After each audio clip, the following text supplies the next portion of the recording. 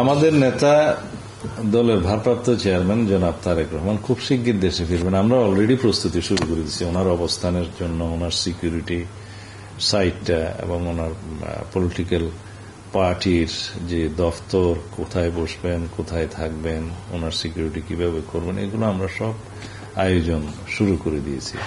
তা আশা করি তিনি খুব শিগগিরই প্রত্যাবর্তন করবেন।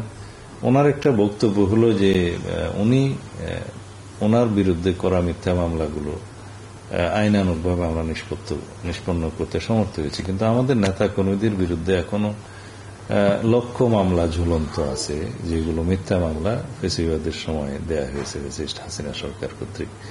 এগুলোরও উনি দ্রুত নিষ্পত্তি চান, প্রত্যাহার চান। তো এই জায়গাতে আমরা কাজ করছি যত দ্রুত সম্ভব, যাতে আমাদের নেতা কর্মীদের বিরুদ্ধে মিথ্যা মামলাগুলো প্রত্যাহার করা যায়।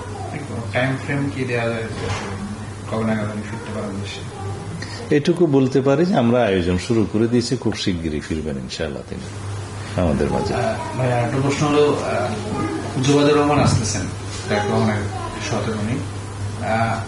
গুঞ্জন শোনা যাচ্ছে উনি কি রাজনীতি সম্পৃক্ত হতে পারেন কিনা। যেমন যদি বলি জিয়াউর রহমান মারা যাওয়ার পরে বেগম খালেদা জিয়া কিন্তু একেবারে সদস্য হিসেবে তিনি যোগদান করেছিলেন, সেরকম কি কোন পরিস্থিতি?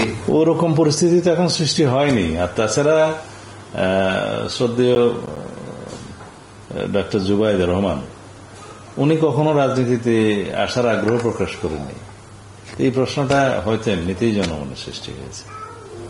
ওনার বাবা যেহেতু রাজনীতিবিদ ছিলেন, সেক্ষেত্রে আসলে ওনার রাজনীতি আসলে সেটা আসলে বিএনপি কিভাবে গ্রহণ করবে, এটা সময় বলে দেবে কখন কি হবে ইত্যাদি। এটা অপেক্ষা করতে হবে, অ্যাডভান্স বলার কিছুই নেই।